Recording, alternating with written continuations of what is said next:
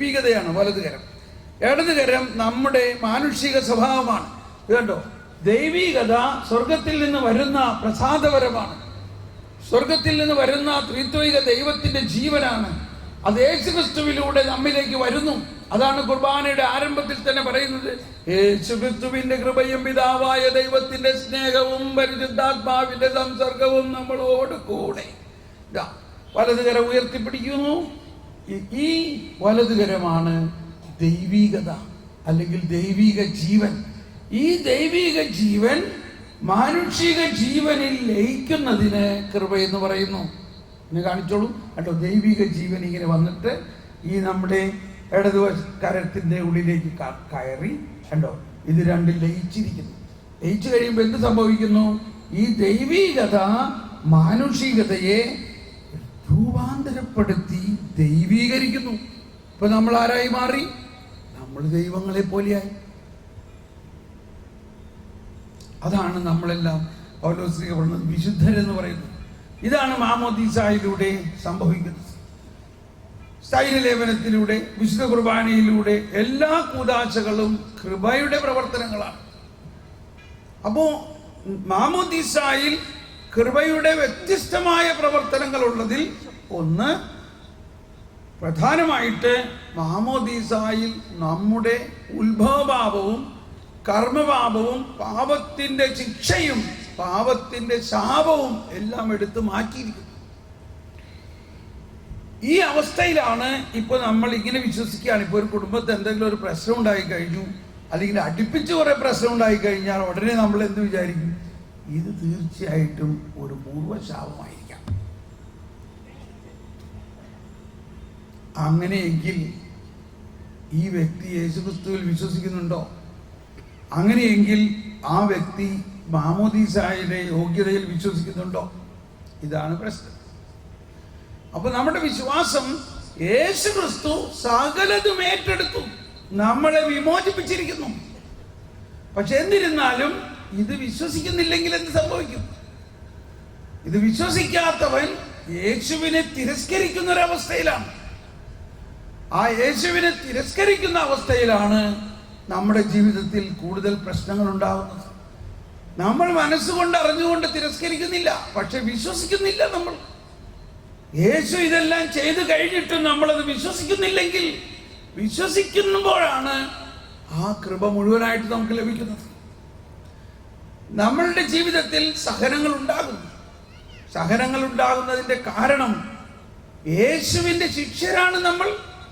യേശുവിന്റെ കുരിശിൽ യേശുവിനെ സഹായിക്കുന്ന ഒരു ശമയോനെ പോലെയാണ് നമ്മൾ. യേശു കുരിശും താങ്ങി പോകുമ്പോൾ എന്തുകൊണ്ടാണ് മനുഷ്യരെ കൊണ്ട് സഹായിപ്പിച്ചത്? ഈശോ തന്നെ പറഞ്ഞു, എൻ്റെ ശിഷ്യനാകാൻ ആഗ്രഹിക്കുന്നവൻ സ്വന്തം കുരിശുമെടുത്തുകൊണ്ട് എൻ്റെ പിന്നാലെ വരിക. അന്ന് ആളുകൾക്ക് യേശു കുരിശെടുക്കുന്നതിനെ കുറിച്ച് ഒട്ടും ഐഡിയ ഉണ്ടായിരുന്നില്ല. സ്വന്തം കുരിശുമെടുത്തുകൊണ്ട് എൻ്റെ പിന്നാലെ വരിക. നമ്മൾക്ക് ആരെങ്കിലും കുരിശ് തരുമ്പോ, ആരെങ്കിലും നമ്മളെ അവഹേളിക്കുമ്പോ, ആരെങ്കിലും നമ്മളെ കുറ്റപ്പെടുത്തുമ്പോ വലിയ വേദനയാണ് നമുക്ക്. അതാണ് കുരിശ്. നമ്മൾ എന്ത് ചെയ്യും? യേശുവിന്റെ പിന്നാലെ പോകുന്നതിന് പകരം കുരിശ് തന്ന ആളുടെ പിന്നാലെ പോകും. നീ എന്താ എന്നോട് അങ്ങനെ പറഞ്ഞത്? ഞാൻ അവിടെ പോയി പറയും, ഞാൻ ഇവിടെ പോയി പറയും, ഞാൻ ഇന്നാളോട് പറയും. ഇനി മേലിൽ നമ്മൾ ബഹളമായി. ഇപ്പൊ എന്ത് ചെയ്തു? ഈശോ പറഞ്ഞു, കുരിശുമെടുത്തുകൊണ്ട് എൻ്റെ പിന്നാലെ വരാൻ പറഞ്ഞതിന് പകരം കുരിശെടുത്തുകൊണ്ട് കുരിശ് തന്ന ആളുടെ പിന്നാലെ പോയി. കുരിശ് തന്ന ആൾക്ക് നമ്മളെ സഹായിക്കാൻ പറ്റുമോ? യേശു പീലാത്തോസിന്റെ പുറകെ പോയോ? നീ എന്തിനാ എന്നോട് അങ്ങനെ ചെയ്യണത്? ഞാൻ നിഷ്കളങ്കനല്ലേ, ഇവരെന്തിനാ ഈ പട്ടാളക്കാരെ കൊണ്ട് എന്നെ അടുപ്പിക്കണേ? ഈശോ പീലാത്തോസ് പറഞ്ഞു, നിന്നെ കൊല്ലാനും വിട്ടയക്കാനുള്ള അധികാരം എനിക്കുണ്ടെന്ന് നിനക്കറിയില്ലേ? ഈശോ കൂളായിട്ട് പറഞ്ഞു, അതെ, എൻ്റെ പിതാവ് തന്നില്ലെങ്കിൽ നിനക്കൊരു അധികാരം എൻ്റെ പേരുണ്ടാവില്ല. അതായത് നീ ചെയ്യുന്നതും ചെയ്യാൻ പോകുന്നതും എല്ലാം എൻ്റെ പിതാവ് അനുവദിക്കുന്നത് കൊണ്ടാണ്. ഞാനത് പിതാവിന്റെ കയ്യിൽ നിന്നാണ് സ്വീകരിക്കുന്നത്, നിന്റെ കയ്യിൽ നിന്നല്ല. അതാണ് യഥാർത്ഥ ക്രിസ്തീയ വിശ്വാസം. നമ്മളിവിടെ പ്രശ്നങ്ങളും ദുരിതങ്ങളും ഇല്ലാത്ത ആരെങ്കിലും ഒരാളുണ്ടോ? പറയും. ഒരാൾ പോലുമില്ല ഈ ലോകത്തിൽ. കാരണം ക്രിസ്തു ശിഷ്യനായതുകൊണ്ട് കൂടിയാണ്. ക്രിസ്തു ശിഷ്യനാണെങ്കിൽ ആ ക്രിസ്തുവിന്റെ അനുഭവം ഉണ്ടാകും. അതാണ് പൗലോസ്ലീഹയുടെ ലേഖനത്തിൽ ഫിലിപ്പിയ ലേഖനത്തിൽ 1-ാം അധ്യായത്തിൽ 29-ാമത്തെ വചനത്തിൽ പറയുന്നത്, ക്രിസ്തുവിൽ വിശ്വസിക്കാൻ മാത്രമല്ല അവനോടൊപ്പം സഹിക്കാൻ കൂടിയുള്ള അനുഗ്രഹമാണ് നമുക്ക് ലഭിച്ചിരിക്കുന്നത്. സഹിക്കാനുള്ള അനുഗ്രഹം. അങ്ങനെ സഹിക്കുക എന്ന് പറഞ്ഞാൽ അർത്ഥം എന്താണ്? നിങ്ങളുടെ നാട്ടിലോ അല്ലെങ്കിൽ വീട്ടിൽ പോയുമ്പോൾ ചാച്ചൻ സുഖമില്ലാതെ കിടക്കുകയാണ്, ചാച്ചൻ ആശുപത്രി കിടക്കുകയാണ്. നിങ്ങൾ ഒരു വർഷത്തിൽ ഒരിക്കലേ നാട്ടിൽ പോകുന്നുള്ളൂ. അപ്പൊ വീട്ടുകാരൊക്കെ പറഞ്ഞു, നിങ്ങൾ ഇവിടെ സുഖമായിട്ട് വിശ്രമിച്ചോ, വർഷത്തിൽ ഒരിക്കൽ വരണതല്ലേ, ഞങ്ങൾ ആശുപത്രി പോയി ഇരുന്നോളാം. നിങ്ങൾ സമ്മതിക്കുമോ? ഇല്ലില്ല, ഞങ്ങൾ ചാച്ചന്റെ കൂടെ ഞാൻ പോയി നിൽക്കാം. ഇല്ല, നീ ഇത്രയും യാത്ര ചെയ്ത് ക്ഷീണിച്ച ആളല്ലേ, നീ ഇവിടെ വീട്ടിലിരിക്കും. നമ്മൾ ഇരിക്കില്ല, നമ്മൾ അവിടെ ആശുപത്രിയിൽ പോയി ചാച്ചന്റെ അടുത്തിരിക്കും. എന്തിനാ? ചാച്ചന്റെ ആ സഹനത്തിൽ നമ്മൾക്ക് പങ്കാളിയാകണം. ഒന്നും ചെയ്യുന്നില്ല, അവിടെ ഇരിക്കുന്നുള്ളൂ. ചാച്ചന് ഭയങ്കര സമാധാനം. എന്നാലും നീ വന്നല്ലോ. ഇതുപോലെയാണ് ഈശോയുടെ വേദനകളിൽ ഈശോയെ ആശ്വസിപ്പിക്കുക എന്നതാണ് നമ്മുടെ മറ്റൊരു വിളി. ഒരു ക്രിസ്ത്യാനി ഈശോയുടെ വേദനകളിൽ ഈശോയെ ആശ്വസിപ്പിക്കുന്ന ആശ്വാസത്തിന്റെ ഒരു മാലാഖയാണ്, ഒരു ശമയോനാണ്, ഒരു വെറോനിക്ക പോലെയാണ്. ഇന്ന് നമ്മൾ ആരാധനയിൽ ഇതെല്ലാം ചിന്തിച്ച് നമ്മൾ പ്രാർത്ഥിക്കും. അപ്പോൾ നമ്മളെ മാമോദീസായിലൂടെ യേശു കുരിശിൽ നേടിയതെല്ലാം നമുക്ക് മാമോദീസായിലൂടെ കിട്ടുമ്പോൾ, ഇത്രയും സമയം നമ്മൾ പറഞ്ഞത് പാപത്തിന്റെ സകലതും മാറ്റുന്നത് ആണ്. എന്നാൽ അതിനെ കൂടാതെ മറ്റൊന്നു കൂടി സംഭവിക്കുന്നു. ഈശോ പാപം ഏറ്റെടുത്ത് മരിച്ച് അടക്കി മാത്രമല്ല, ഈശോ ഉയർത്തെഴുന്നേറ്റതിലൂടെ പുതുജീവൻ നൽകുന്നു. അത് മാമോദീസായിൽ സംഭവിക്കുന്നു. നമ്മൾ ഓരോരുത്തരും പുതിയ സൃഷ്ടിയായി മാറുന്നു. ഏതുപോലെ പൗലോസ് അപ്പസ്തോലൻ സാവൂളായിരുന്ന സാവൂൾ യേശുവിന്റെ അനുഭവം ഉണ്ടായി കഴിഞ്ഞപ്പോൾ പൗലോസായി, പഴയ ജീവിതം മാറി ഒരു പുതിയ സൃഷ്ടിയായി. അങ്ങനെ പുതിയ സൃഷ്ടിയാകുന്ന ഒരു സിദ്ധാന്തമാണ് ഈ സുവിശേഷം മുഴുവനും പറയുന്നത്. ആ പുതിയ സൃഷ്ടിയാകുന്ന അവസ്ഥയ്ക്കാണ് വെള്ളം വീഞ്ഞായി മാറുന്നത്. ആ ദൈവത്തിന്റെ മഹത്വമണിയുന്ന ഒരവസ്ഥയാണ് ദൈവം നമ്മൾ ഇവിടെ വെച്ച് തരുന്നത്. പച്ചവെള്ളത്തെ മുന്തിരിച്ചാറാക്കിയത് അവിടെ ഇരിക്കുന്ന ആളുകളെ കുടിപ്പിക്കാൻ വേണ്ടിയല്ല. ഞാൻ വന്നിരിക്കുന്നത് ഒരു സൃഷ്ടിയെ പുതിയ സൃഷ്ടിയാക്കുന്നു എന്ന സിദ്ധാന്തമാണ്. വെള്ളം എന്ന സൃഷ്ടിയെ യേശു വീഞ്ഞെന്ന മറ്റൊരു സൃഷ്ടിയാക്കി മാറ്റിക്കൊണ്ട് തന്റെ സ്വർഗരാജ്യത്തിന്റെ വേല ഉദ്ഘാടനം ചെയ്യുക. യേശു തന്റെ മഹത്വം വെളിപ്പെടുത്തിയ ആദ്യത്തെ അടയാളമാണ്. യേശുവിൽ വിശ്വസിക്കുമ്പോൾ യേശു നമ്മുടെ പാപവും ശാപവും ശിക്ഷയും എടുത്തു മാറ്റുക മാത്രമല്ല, യേശു നമ്മളെ പച്ചവെള്ളത്തെ മുന്തിരിച്ചാറാക്കുന്ന പോലെ രൂപാന്തരീകരിച്ചുകൊണ്ട് നമ്മളെ ഒരു പുതിയ സൃഷ്ടിയാക്കും. ഇത് നമ്മളങ്ങ് വിശ്വസിച്ചാൽ മതി. അതാണ് വിശുദ്ധ കുർബാനയിൽ സംഭവിക്കുന്നത്. അതാണ് എല്ലാ കൂദാശകളിലും സംഭവിക്കുന്നത്. അതാണ് യോഹന്നാന്റെ സുവിശേഷത്തിൽ ഉടനീളം 1-ാം അധ്യായത്തിൽ പറയുന്നു, അവനിൽ വിശ്വസിക്കുന്നവരും അവനെ സ്വീകരിച്ചവർക്കും ദൈവമക്കളാകാൻ അവൻ ശക്തി നൽകി, പുതിയ സൃഷ്ടിയായി. 2-ാം അധ്യായത്തിൽ വെള്ളം വീഞ്ഞായി മാറുന്നു. 3-ാം അധ്യായത്തിൽ നിക്കോദേമോസിനോട് പറയുകയാണ്, നീ വീണ്ടും ജനിക്കുന്നില്ലെങ്കിൽ സ്വർഗരാജ്യത്തിൽ പ്രവേശിക്കുക സാധ്യമല്ല, പുതിയ സൃഷ്ടിയാകുന്നു. 4-ാം അധ്യായത്തിൽ ഇതാ സമരിയാക്കാരിയുടെ അടുത്ത്, പാപിനിയായ ഒരു സമരിയാക്കാരി 5 ഭർത്താവ് ഉണ്ടായിരിക്കെ ഇപ്പോൾ ഉള്ളവൻ ഭർത്താവല്ല എന്ന ആ സമരിയാക്കാരിയുടെ അടുത്തേക്ക് യേശു ചെന്നിട്ട് കരുണയുടെ ഹൃദയം ഒഴുക്കി കഴിഞ്ഞപ്പോൾ അവൾ പുതിയ സൃഷ്ടിയായി. അവൾ അപ്പോൾ തന്നെ അവളുടെ ജീവിതം മാറ്റി വെച്ചുകൊണ്ട് വെള്ളവും കുടവും വിട്ട് ഉടനെ കർത്താവായ യേശുവിനെ പ്രഘോഷിക്കാൻ സമരിയ പട്ടണത്തിൽ ചെന്ന് പട്ടണവാസികളെ എല്ലാം കുളത്തിൻ്റെ കരയിലേക്ക് കൊണ്ടുവന്നു. പുതിയ സൃഷ്ടിയായോ അവൾ? ആയി. 5-ാം അധ്യായത്തിൽ 38 വർഷമായിട്ട് കിണറ്റിന്റെ കുളക്കടയിൽ കടന്നിരുന്ന ഒരാളുടെ അടുത്ത് കർത്താവ് നേരെ നടന്നു ചെന്നിട്ട് പറഞ്ഞു, എനിക്ക് മകനെ, നിന്നെ ഇതാ സൗഖ്യപ്പെടുത്തുന്നു. 38 വർഷമായിട്ട് ഈ ഫരിസേയരിൽ ആർക്കും ഒരു നിയമം കണ്ടുപിടിക്കാൻ സാധിച്ചില്ല ഇവനെ ഒന്ന് സഹായിക്കാൻ. 38 വർഷമായിട്ട് ആ കുളത്തിന്റെ കടയിൽ കിടന്ന ഒരു കിടപ്പ് രോഗി. കാരണം കുളത്തിൽ വെള്ളം ഇളകുമ്പോൾ കൈക്കൊള്ളവൻ ചാടി വീഴുന്നു. ഇവനെ ഒന്ന് സഹായിക്കാൻ ഒരാളും അവിടെ ഉണ്ടായില്ല. ഇതാണ് ഫരിസേയ നിയമം. അതിന്റെ അപൂർണത. കരുണയില്ല, സഹതാപമില്ല, ദയയില്ല, സ്നേഹമില്ല. ശിക്ഷ, തെറ്റ് ചെയ്യുന്നത് കണ്ടു നടിച്ച് ശിക്ഷിക്കുക എന്നുള്ളത് മാത്രമാണ് ഫരിസേയ നിയമം. ഇവിടെ 38 വർഷമായിട്ട് തളർന്നു കിടന്ന ഇയാളെ കൊണ്ട് കരുണ കാണിച്ച് ഇയാളെ എണിപ്പിച്ചപ്പോ അവർ അതിലും കുറ്റം കണ്ടുപിടിക്കുകയാണ്. ഇത് സാബത്ത് ദിവസമാണ്, സാബത്ത് ദിവസം ഈ കിടക്ക എടുക്കണം, തെറ്റാണ്. അതാണ് മോശയുടെ നിയമവും ഫരിസേയ നിയമവും. അവിടെ 38 വർഷമായിട്ട് കിടന്ന ഈ മനുഷ്യൻ പുതിയ സൃഷ്ടിയായോ? 6-ാം അധ്യായത്തിൽ പറയുന്നതെല്ലാം ഈ പുതിയ സൃഷ്ടിയാകുന്നതിന്റെ രഹസ്യങ്ങളാണ്. ഞാൻ സ്വർഗത്തിൽ നിന്നിറങ്ങി വന്ന ജീവനുള്ള അപ്പമാകും. ഈ അപ്പം ഭക്ഷിക്കുന്നവൻ പുതിയ സൃഷ്ടിയാകും. 7-ാം അധ്യായത്തിൽ പറയുന്നത് ജീവജലത്തെ കുറിച്ചാണ്. എന്നിൽ വിശ്വസിക്കുന്നവന്റെ ഹൃദയത്തിൽ നിന്നും ജീവജലത്തിന്റെ അരുവി ഒഴുകും, അവൻ പുതിയ സൃഷ്ടിയായി. 8-ാം അധ്യായത്തിൽ ഇതാ ഒരു പാപിനിയായ സ്ത്രീ, അവളെ കല്ലെറിയാൻ വേണ്ടി ഫുട്ബോൾ സൈസിലുള്ള വലിയ കല്ലുകളുമായിട്ട് വന്നിരിക്കുന്ന ഫരിസേയർ. അവർ പറയാണ്, ഞങ്ങളുടെ നിയമപ്രകാരം ഇവളെ കൊല്ലണം, ഇവൾ പാപിനിയാണ്, ഇവളൊരു വേശ്യയാണ്, ഇവൾ പാപം ചെയ്തത് കണ്ട ആളുകളുണ്ട്, തെളിവുണ്ട്. പക്ഷേ കർത്താവ് ചോദിക്കുക, ഞാൻ കാണുന്നേ ഇല്ല, ഒന്നും കേൾക്കുന്നില്ലാത്തമാര് അവിടെ ഇരിക്കുകയാണ്. അതിനുശേഷം ഇവർ ഭയങ്കര ബഹളം ഉണ്ടാക്കാൻ തുടങ്ങി, ഇവളെ ഇപ്പൊ ഞങ്ങൾ കൊല്ലും. അപ്പോ ഈശോ പതുക്കെ സംസാരിച്ചു, വളരെ ചെറിയ ഒച്ചയിൽ പറഞ്ഞു, നിങ്ങളിൽ പാപം ചെയ്യാത്തവർ ആരെങ്കിലും ഉണ്ടെങ്കിൽ അവരാദ്യം കല്ലെറിയട്ടെ. ഇത് കേട്ട ഉടനെ അവരുടെ ഹൃദയത്തിൽ എന്തോ വലിയ ഒരു മാറ്റം. എവിടെ പോയി മോശയുടെ നിയമം? ഇപ്പോൾ മോശയുടെ നിയമം അനുസരിച്ചുള്ള ശിക്ഷ എവിടെ പോയി? അവർ ഇത്രയും വലിയ കല്ലുമായിട്ട് ഉറപ്പിച്ച് അവളെ കൊല്ലണം, മോശയുടെ നിയമം നടപ്പാക്കണമെന്ന് പറഞ്ഞ് വാശിയോടെ വന്ന അവരുടെ ഹൃദയത്തിൽ പുതിയ സൃഷ്ടിയാകുന്ന അവസ്ഥ, അവരുടെ ഹൃദയത്തിൽ വെള്ളം വീഞ്ഞാകുന്ന അവസ്ഥ, അവരുടെ കരങ്ങൾ തളർന്ന് കല്ല് താഴെയിട്ട് അവർ ഓരോരുത്തരായിട്ട് പുറകോട്ട് പോയി. എന്തുകൊണ്ട് അവർക്കത് ചെയ്യാൻ പറ്റിയില്ല? കർത്താവിൻ്റെ കരുണ ഈ ഫരിസേയരുടെ ഹൃദയത്തെ പോലും മാറ്റി.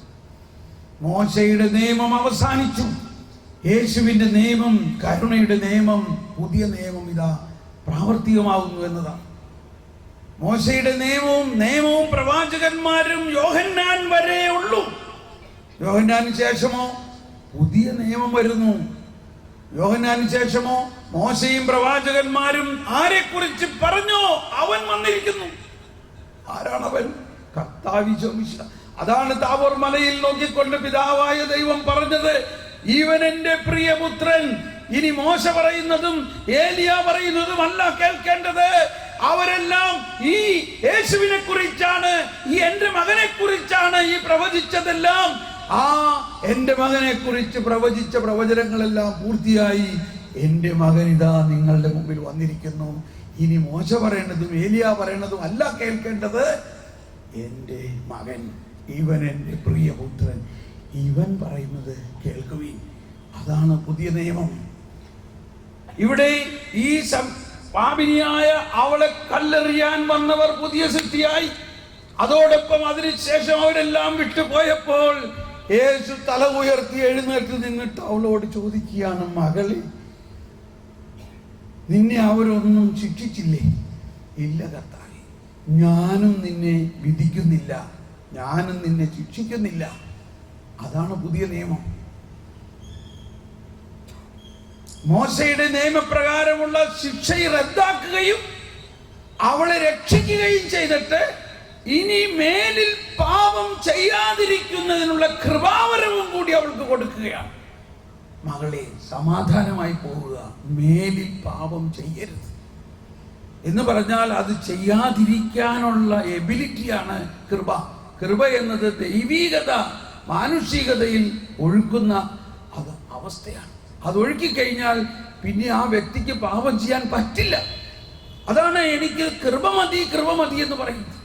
അപ്പൊ നമ്മളിങ്ങനെയെല്ലാം പറയും. ഇങ്ങനെയൊക്കെ പറയുകയാണെങ്കിൽ അവർ പാപം ചെയ്യൂലേ? ചെയ്യില്ല. എന്തുകൊണ്ട് ചെയ്യില്ല? അവർ സത്യം അറിയുമ്പോൾ, വിശ്വാസത്തിന്റെ മർമ്മം അറിയുമ്പോൾ, യേശുവിന്റെ കരുണ മനസ്സിലാകുമ്പോൾ അവരിലേക്ക് കൃപ വെള്ളച്ചാട്ടം പോലെ ചാടും. ആ വെള്ളച്ചാട്ടം പോലെ കൃപ ഒഴുകിക്കഴിയുമ്പോൾ അവർക്ക് പാപം ചെയ്യാൻ പറ്റുമോ? അങ്ങനെ പാപം ചെയ്യാൻ പറ്റാത്ത ഒരവസ്ഥയാണ് കർത്താവ് ഈശോ നമുക്ക് കൊണ്ടുവന്നിരിക്കുന്നത്. അതാണ് 8-ാം അധ്യായത്തിൽ നമ്മൾ കാണുന്നത്.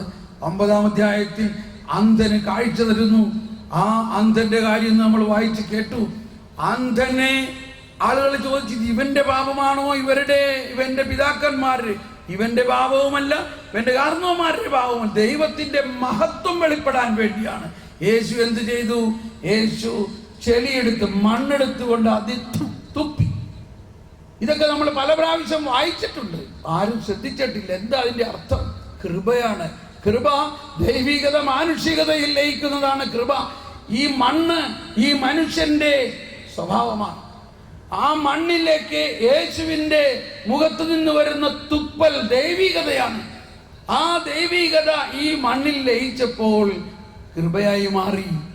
ദൈവികത മാനുഷികതയിൽ ലയിച്ചുകൊണ്ട് അവന്റെ കണ്ണിൽ പുരട്ടിയപ്പോൾ കണ്ണു തെളിഞ്ഞു. Praise the Lord. അതാണ് പുതിയ നിയമം. 10-ാം അധ്യായത്തിൽ ഈശോ പറയുകയാണ്, ഞാനാണ് വാതിൽ. എന്റെ ആടുകളെ ആരും എന്റെ കയ്യിൽ നിന്ന് പിടിച്ചു കൊണ്ടുപോകാൻ ഞാൻ സമ്മതിക്കില്ല. Praise the Lord. എന്റെ ആടുകൾ ആരും എന്റെ കയ്യിൽ നിന്ന് പിടിച്ചു കൊണ്ടാൻ ഞാൻ സമ്മതിക്കില്ല. അവരെ എനിക്ക് തന്ന എന്റെ പിതാവ് എന്നേക്കാൾ ശക്തനാണ്. അതാണ് നമ്മൾ യേശുവിന്റെ ആടുകളാണ്. മാമോദീസായിലൂടെ ജീവന്റെ മുദ്ര കുത്തപ്പെട്ട ഒറ്റ ക്രിസ്ത്യാനിയെയും പിശാച് പിടിച്ചു കൊണ്ടുപോകാൻ ദൈവം അനുവദിക്കയില്ല. ഇതാ നിങ്ങൾ രണ്ടുപേരും എന്റെ 2 വസ്തു വന്നേ ഒന്ന്. 2 പേരും നീങ്ങ വസ്തു. ഇത് ദൈവാത്മാവ്. മാത്യൂസ് എവിടെ? അല്ലെങ്കിൽ ഒരാൾ ക്രിസ്റ്റഫർ വായ. ഇപ്പൊ ഞാൻ ഒരു ക്രിസ്ത്യാനി മരിക്കാൻ പോവുകയാണ്. മാരകമായ പാപത്തിൽ ജീവിക്കുന്ന ആളാണ് ഞാൻ.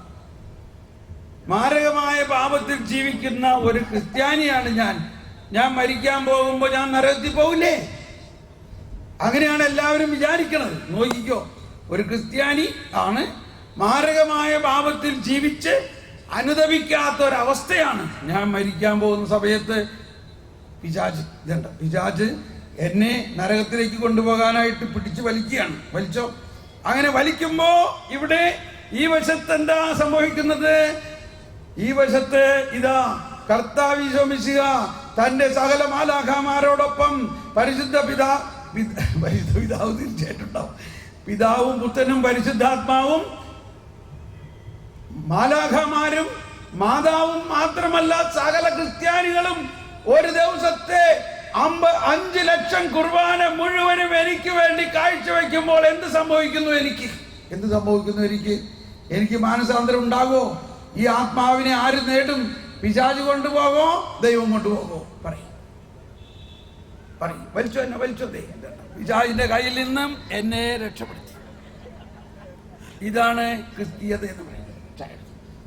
നമ്മളെല്ലാവരുടെയും ജീവനത്തിൽ കാവൽ മാലാഖയെ തന്നുകൊണ്ട് മാത്രമല്ല, മാതാവും ഔസേപ്പിതാവും മാലാഖമാരും വിശുദ്ധന്മാരും ഇന്നത്തെ വിശ്വാസ സമൂഹം മുഴുവനും ഒരുമിച്ച് നമ്മളെ സ്വർഗത്തിലേക്ക്. അതാണ് നമ്മൾ കൊന്തയിൽ പ്രാർത്ഥിക്കുന്നത്. ഓ എൻ്റെ ഈശോയെ, ഞങ്ങളുടെ പാപങ്ങൾ ക്ഷമിക്കണമേ, നരകത്തിൽ ഞങ്ങളെ രക്ഷിക്കണേ, നരകത്തിൽ ഞങ്ങൾ രക്ഷിക്കണേ. പ്രത്യേകിച്ച് അങ്ങയുടെ കാരുണ്യം ഏറ്റവും കൂടുതൽ ആവശ്യമുള്ള ആത്മാക്കളെ സ്വർഗത്തിലേക്ക് ആനയിക്കണേ. അപ്പൊ നമ്മൾ വിശ്വസിക്കണം. ഇത് ഒറ്റ ആളെയും നരകത്തിൽ കൊണ്ടുപോകില്ല. നരകത്തിൽ വിടാൻ കർത്താവ് സമ്മതിക്കില്ല. കർത്താവ് എല്ലാവർക്കും വേണ്ടി രക്തം ചിന്തി അവരെ നേടിയതാണ്. തന്റെ രക്തം കൊണ്ട് നേടിയ ഈ ആത്മാവിനെ പിശാച് പിടിച്ചുകൊണ്ടത് പോകുന്നത് നോക്കി നിൽക്കുവോ കർത്താവ്? അതാണ് യോഹന്നാന്റെ സുവിശേഷം 10-ാം അധ്യായത്തിൽ 18-ാമത്തെ വചനത്തിൽ 28-ാമത്തെ വചനത്തിൽ പറയുന്നത്, എന്റെ ആടുകളെ ഞാൻ നിത്യജീവൻ നൽകും. ഞാൻ അവയ്ക്ക് നിത്യജീവൻ നൽകുന്നു. അവ ഒരിക്കലും നശിച്ചു പോവുകയില്ല. അവയെ എന്റെ അടുക്കൽ നിന്ന് ആരും പിടിച്ചെടുക്കുകയുമില്ല. Praise the Lord. സന്തോഷമായോ? സമാധാനമായോ? അതുകൊണ്ട് നമ്മളോ നമ്മുടെ മക്കളോ എന്തെങ്കിലും തിന്മ ചെയ്യണ കണ്ട് നമ്മളിങ്ങനെ പ്രാകണത ഇങ്ങനെയൊക്കെ ചെയ്യാൻ ഈ നരകത്തിൽ പോകുള്ളൂ എന്ന് പറയണ്ട. കർത്താവേ, അവൻ ഇങ്ങനെയൊക്കെയാണ്, എങ്കിലും നീ അവനെ രക്ഷിക്കുമെന്ന് ഞാൻ വിശ്വസിക്കുന്നു. ഈ ഇടയ്ക്ക് ഒരു അമ്മച്ചി പറഞ്ഞു, എൻ്റെ ബ്രദറെ, എൻ്റെ മകൻ അവൻ കള്ളുകുടിയും അവൻ എന്തെല്ലാം ദുഷീലമുണ്ടാക്കിയിട്ട് എന്ത് ചെയ്യുമെന്ന് അറിഞ്ഞൂടാ, ഇനി നാളെ ഞാൻ അവനെ വീട്ടിൽ കയറ്റില്ല എന്നൊക്കെ പറഞ്ഞ് വേറുണ്ടാക്കാൻ തുടങ്ങി. ഞാൻ പറഞ്ഞത് ഇപ്പം എന്നോട് പറയണേ എന്താ, ബ്രദറൊന്ന് പ്രാർത്ഥിക്കും. ഞാൻ പറഞ്ഞു, ഞാൻ പ്രാർത്ഥിച്ചാൽ പോരാ, നിങ്ങൾ എന്താ വിശ്വസിക്കുന്നത്? കർത്താവ് ഈശോ മിശിഹ ലോകത്തിന്റെ ഭൂലോക പാപം നീക്കുന്നത് എന്താ പ്രാർത്ഥിക്കുന്നുണ്ടോ? ഭൂലോക പാപം നീക്കുന്ന ദൈവത്തിന്റെ ചെമ്മരിയാട്ടിൻകുട്ടിയായി ഈശോ തമ്പുരാൻ എന്ന് പ്രാർത്ഥിച്ചപ്പോൾ ആ ഭൂലോക പാപത്തിൽ നിങ്ങളുടെ ഈ മകന്റെ പാപം ഉണ്ടായിരുന്നോ? ഓ, ഞാൻ അത്രയൊന്നും ചിന്തിച്ചിട്ടില്ല. അതാണ് നമ്മുടെ വിശ്വാസം. നിങ്ങളുടെയും നിങ്ങളുടെ മക്കളുടെയും നിങ്ങൾക്ക് വരാനിരിക്കുന്ന തലമുറകളുടെയും എല്ലാം പാപം യേശു ഏറ്റെടുത്തു. ഇതൊന്ന് വിശ്വസിച്ചേ. അപ്പൊ പിന്നെ അവരെന്തുകൊണ്ട് ഇങ്ങനെ ചെയ്യുന്നത്? അത് നമ്മൾ വിശ്വസിക്കാത്തതുകൊണ്ടാണ്. നമ്മളിപ്പോഴും അത് വിശ്വസിക്കുന്നില്ല. നമ്മളിപ്പോഴും വിചാരിക്കുന്നത് ഇവനൊക്കെ നരകത്തിൽ പോകുള്ളൂ എന്നാണ്, ഇവനൊക്കെ പിശാചി കൊണ്ടുപോകുന്നാണ്. ദൈവം പിശാചിനെ പരാജയപ്പെടുത്തി വിജയ പതാക പാറിക്കൊണ്ട് ഉയർത്തെഴുന്നേറ്റത് നമ്മൾ ആഘോഷിച്ചിട്ട് ഇപ്പോഴും നമ്മൾ വിശ്വസിക്കുന്നത് പിശാചി വലിയ ശക്തി ഉണ്ടെന്നാണ്. പിശാച് അവനെ കൊണ്ടുപോകുന്നതാണ്. പിശാചിനെയും അവന്റെ രാജ്യത്തെയും തകർത്തു കഴിഞ്ഞിരിക്കുന്നു. പക്ഷെ എന്നിരുന്നാലും പിശാചിന്റെ ഇടയിലൊക്കെ കിടന്ന് കറങ്ങുകയാണ്. ഒന്നുകൊണ്ടും ഭയപ്പെടേണ്ട, കർത്താവ് അതിനെല്ലാം പരാജയപ്പെടും. അപ്പോൾ ഈ യോഹന്നാന്റെ സുവിശേഷം 1 മുതൽ 10 വരെ അധ്യായങ്ങളിൽ എല്ലാം നമ്മൾ കാണുന്നത് ദൈവം നമ്മളെ പുതിയ സൃഷ്ടിയാക്കി തൻ്റെ രാജ്യത്തിൽ കൊണ്ടുപോകും. 11-ാം അധ്യായത്തിൽ കാണുന്നത് എന്താ? ഇതാ മരിച്ച് ചീഞ്ഞ ലാസറിനെ പുതിയ സൃഷ്ടിയാക്കിയിരിക്കുന്നു. Praise the Lord. ഇതിൽ കൂടുതൽ എന്താണ്? ഇത്രയും മനസ്സിൽ വെച്ചുകൊണ്ട് നമുക്ക് ആരാധന ഈശ്വരനെ ധരിച്ചോട്ടെ. അപ്പൊ ഇതെല്ലാം നമ്മൾ മനസ്സിൽ കണ്ടുകൊണ്ട് നമ്മൾ വിശ്വസിക്കണം. നമ്മൾ വിശ്വസിക്കുന്നുവോ? കർത്താവ് ആദത്തിന്റെ പാപവും ആ പാപം മൂലമുള്ള സകല പൈശാചികതയും ഏറ്റെടുത്ത് കഴിഞ്ഞിരിക്കുന്നു എന്ന് വിശ്വസിക്കുന്നുവോ? ആരൊന്നും മിണ്ടാത്ത എന്താ? വിശ്വസിക്കുന്നുവോ? വിശ്വസിക്കും. ഇതാ നമ്മൾ വിശ്വാസ പ്രമാണം ചേർന്നതിന്റെ അർത്ഥം. അതങ്ങ് വിശ്വസിക്കുകയും മാത്രമല്ല, യേശു ഉയർത്തെഴുന്നേറ്റതിലൂടെ നമ്മുടെ ജീവിതത്തെ പുതിയ സൃഷ്ടിയാക്കുന്നു. ആ പുതിയ സൃഷ്ടിയാക്കുന്നതാണ് ഈ സുവിശേഷത്തിൽ മുഴുവനും കാണുന്ന രോഗശാന്തിയെല്ലാം. നമുക്ക് ഇപ്പോൾ ഈ ശുശ്രൂഷയുടെ മൂർധന്യത്തിലേക്ക് വരുന്നു. നമ്മൾ ഉടനെ തന്നെ ആരാധന എഴുന്നള്ളിച്ചു വെച്ച് ഈ പ്രാർത്ഥിക്കാൻ പോവുകയാണ്. നമുക്ക് എഴുന്നേറ്റ് നിൽക്കാം. ഈ സമയത്ത്